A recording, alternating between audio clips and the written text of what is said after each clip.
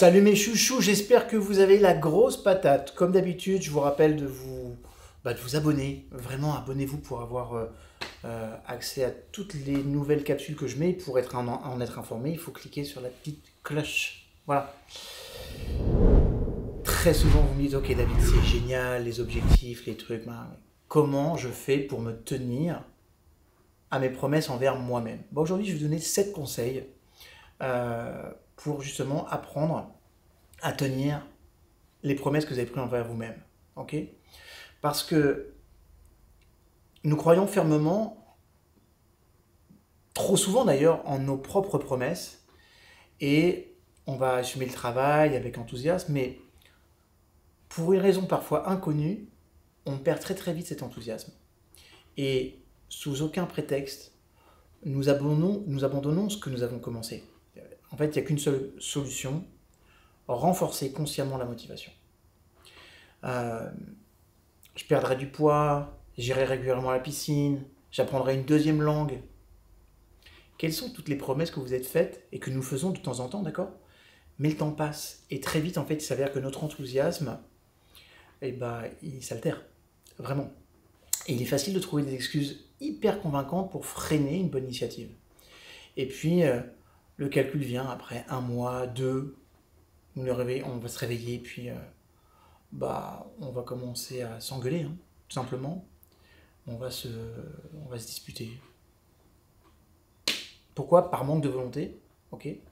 Et du coup, on va se sentir coupable. En fait, il n'y a qu'un seul problème.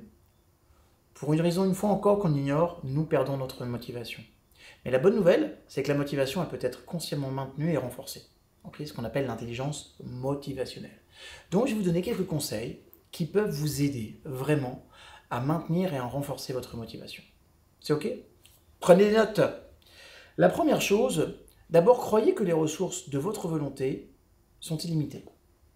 J'insiste, croyez que les ressources de votre volonté sont illimitées. Alors, je sais que ça semble trop optimiste. Maintenant, sachez une chose, c'est vrai. Avant, la volonté a été considérée comme une ressource très limitée. Il y avait même un terme où on parlait de l'épuisement de l'ego. Et il a laissé entendre que, par exemple, si maintenant vous rassemblez votre volonté en un point et que vous avez évité la tentation, par exemple, de manger un petit pain, alors plus tard, vous n'aurez pas assez de force morale pour refuser le dessert. Alors, c'est globalement vrai, mais spécifiquement faux. Il y a des recherches récentes qui ont été à l'opposé. Par exemple, des psychologues de l'université de Zurich et de l'université de Stanford sont arrivés à la conclusion que les ressources volontaires, elles sont toujours illimitées. Okay? Si on les limite, c'est qu'on les limite à travers notre système de croyance.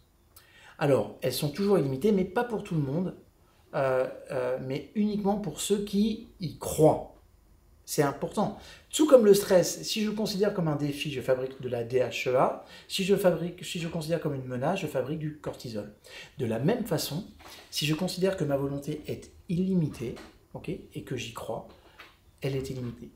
Et ces personnes sont plus susceptibles de réussir ce qu'elles veulent, ce qu'elles entreprennent. Elles sont moins susceptibles de s'épuiser et en général, elles se sentent plus heureuses.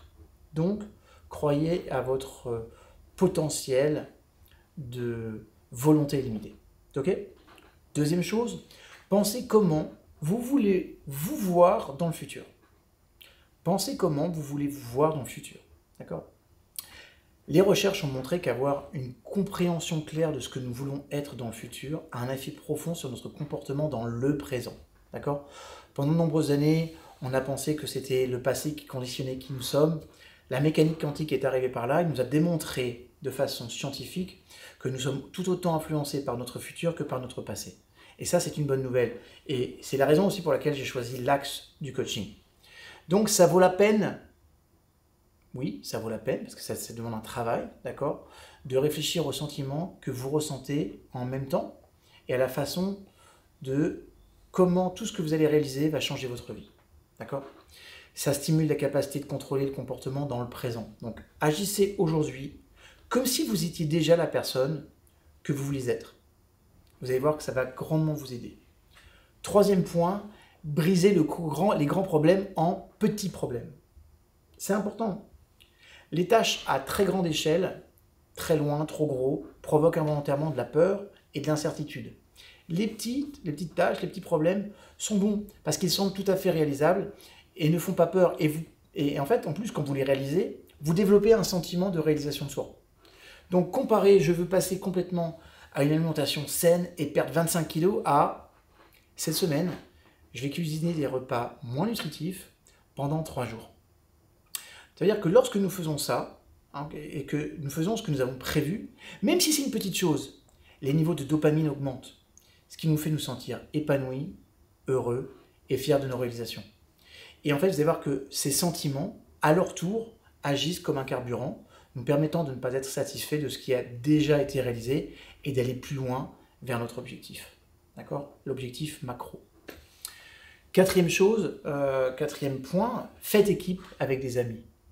Le contrôle externe, c'est très utile. Par exemple, si nous rêvons de réussite sportive, alors l'entraînement en équipe et l'esprit de compétition qui en résulte nous poussent à faire de notre mieux. Et si vos projets ne sont pas liés au sport, vous pouvez simplement dire régulièrement à quelqu'un, une personne de vos amis, comment les choses se passent. Quel est votre succès? En dernier recours, faites un rapport à vous-même dans un journal. Franchement, ça marche super bien. Cinquième conseil, changez de régime alimentaire. Vous avez compris? Changez de régime alimentaire.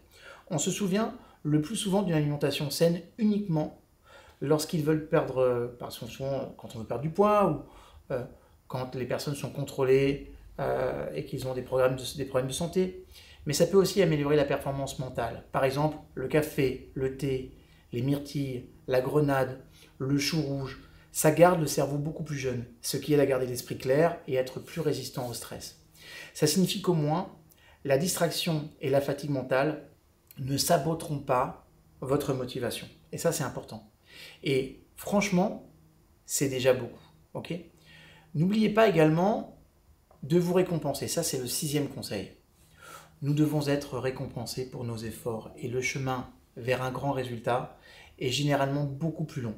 D'accord? Donc, pour renforcer votre propre détermination à atteindre votre objectif, récompensez-vous d'avoir parcouru n'importe quel tronçon du chemin. Okay? Inscrivez-vous à vos cours de rêve, faites du yoga aérien, allez dans une école de cuisine, et du coup, vous direz au revoir à la pizza à domicile. D'accord? Donc, vous allez vous déplacer pas à pas vers l'objectif, et c'est comme ça que vous allez en récolter les bénéfices. Okay? En cours de route, soyez centrés sur le chemin, c'est super important. Et puis enfin, 7e conseil que je peux vous donner, et ces conseils fonctionnent, c'est pour ça que je les ai choisis. N'oubliez pas qu'il n'est jamais trop tard pour commencer à changer votre vie. Okay? C'est pas si grave que vous soyez coincé, ou que vous soyez âgé. Ça ne veut pas dire que vous avez abandonné. Si vous échouez ou décidez de réviser complètement vos objectifs, rien ne vous empêche de vous asseoir et de réécrire cette liste de choses à faire. D'accord? J'ai vu une étude très intéressante des psychologues de l'université de Rutgers, c'était dans le New Jersey. Ils expliquaient qu'après des échecs, nous continuons à atteindre des objectifs ou même à devenir beaucoup plus persistants. D'accord? Dans les cas où nous voyons ou sentons que nous sommes capables d'avoir un contrôle sur la situation. Alors ne vous arrêtez pas et continuez d'essayer. Vraiment, cet objectif, il est important. Suivez ces 7 conseils et posez-vous la question, tiens, et mettez-moi dans les commentaires, s'il vous plaît. Quels sont selon vous les 2-3 conseils que vous devez mettre en œuvre dans votre vie pour augmenter votre niveau de volonté et aller jusqu'au bout des promesses que vous êtes faites? Partagez, j'ai envie de voir ça, ça m'intéresse beaucoup. Je vous aime, je vous retrouve sur une prochaine vidéo.